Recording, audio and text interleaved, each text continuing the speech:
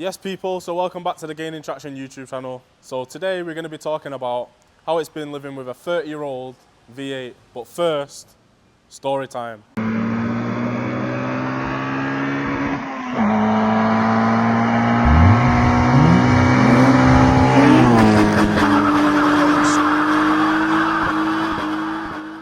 So the car was running, everything was going fine, daily driver, no complaints. All of a sudden, simple mistake, and the car became a non-runner overnight.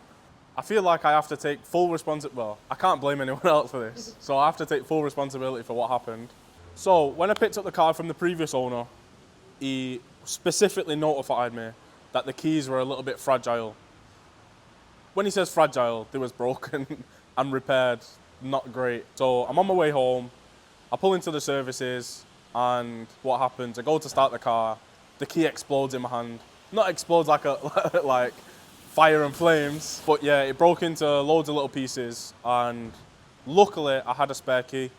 You could see that I'd been repaired and it had a little crack in it, but luckily it managed to start the car and we made it home. Since then I thought it'd be a good idea to get a backup made again. So I went to my local key cutting shop, had a brand new key made, all was well. So I had 2 keys and plain sailing, or so I thought. I come home from work one day, my key in my pocket, I put it in the washing machine. I'm sure we've all been there, we've all lost keys, we've done silly things. So I washed my key, brand new key that I just paid for, fuming. Anyway, I pull out my spare. A week later, what do? The same thing again. I put my key through the washing machine, which left the car immobilized and left me stranded. I had no way to get to work, no way to get around. And yeah, the car was immobilized. Bet you're wondering how much this simple mistake cost me. So I got a brand new key made by Aston's Access Auto Locksmiths in Stockport. As you can see, VW style key with a Lexus badge. 360 Great British pounds out of my bank account to get the car mobile again. Absolutely ridiculous. But we'll end it on a positive. That means that the mighty Lexus is back on the road and we can start making content again for you guys. So let's jump in the car and head out, and I'll tell you exactly how it's been as a daily driver on the UK roads.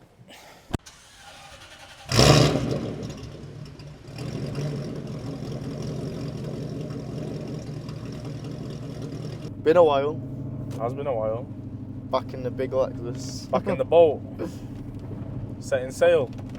So it is an event every time you get in it. Yeah, it's mad, bro. I forgot how nice it was to be in.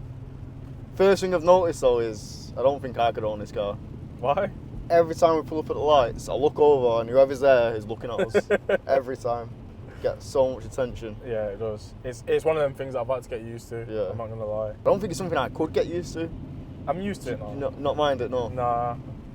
Like I see it, but it just like I don't see it. Yeah, You know what I mean? yeah. I'm not gonna lie, bro. My biggest gripe with this car has been fuel. It's a constant uphill battle, bro. Yeah. But it is a V8 from the 90s. I was gonna say, I feel like I want to say it, and I feel like the people watching are gonna say it. Like, It's what an was you expecting? Yeah, it's an obvious. But I suppose that's testament to the car, though, bro. Like a car from 27, it's nearly 30-year-old car, and the only issue I've got with it is how much fuel it uses. Like, it's probably been the most reliable car I've ever owned. Yeah. I've had no issues with it. Don't get me wrong, it's had little niggly things, and as I mentioned earlier, I washed my key. But in all reality, it's not had no issues that's left it off the road that I've not caused. Obviously, I know we've had the battery off and whatever, but what's your lifetime miles per gallon, just for humour? Is that lifetime? Average is 14.7. 14. Tank average, it just filled up in it, so Yeah. we'll get a good idea. So on is that this your trip. lifetime average since last time the battery was disconnected, or 14.7? Yeah. Crazy. And I know you don't send this car, innit? No, bro, it's a cruiser, innit? I think that's another thing it's been hard to gel with a car in that respect, I'd say. In what respect? Of it being a cruiser. Right. I'm an asbo. Hooligan. I'm a hooligan, bro. Yeah, I bought this to be a little bit more grown up and sensible. Yeah. Although it's a straight pipe V8. Yeah. But yeah, I think that's been one of the major points I've had to get used to with the car. Like, it's a nice cruiser. It can do the other things, but you don't want to do them. Do you know, the car doesn't give you that inspiration to go out and do them things. So I don't want to hammer it. I'm happy just doing this. Yeah. It does it really well. Do you know what I mean? Which for people like us, I know you're the same as me in the respect that you leave everything last minute. So if you're in work at 9, you're leaving at 10 too. Yeah. And you. 9. I start earlier than that, bro. My neighbours have hated this car. Luckily, it's got valves. You don't use them. I do. If I'm starting early, yeah. I'll use the valves. But I try to avoid using the valves where possible. It's the annoying thing, really, because it's a bit cliche. Oh, this modified car's loud, and I don't think the video will ever show people who've not seen this car in person just how loud it is. Yeah. It's definitely. I can't think of a car that have been around that's louder. Yeah. The video don't really do it justice in it, because at the point where it's reasonably loud, the mics drop out. Yeah. So in real life, it's louder than that. Yeah, it's really loud. My ears don't drop out. It is an old car. Yeah. But it's also a Lexus, so there's not really anything you've had to go without, is there? Yeah. You've got aircon, you've got your music. Yeah. It's got everything on it. Everything you could want from a modern car, necessity-wise, it's got. You know, like, and some extras. So obviously you got your heated seats. People see that as like an option, don't they, on modern cars? Yeah. you got like your auto wipers, cruise control, all them extras. Yeah. It's got them. Yeah. And for a car of its age, it's surprising. Yeah. Anyone in the market for an LS400, I would definitely recommend it. Just make sure you got deep pockets to the fuel. So apart from the natural nature of the car being a cruiser, yeah, you'd say you've not really had many other drawbacks. No, obviously you've got the impracticality of the noise and the size of the car. Yeah. So, don't get me wrong, it's not going to be for everyone.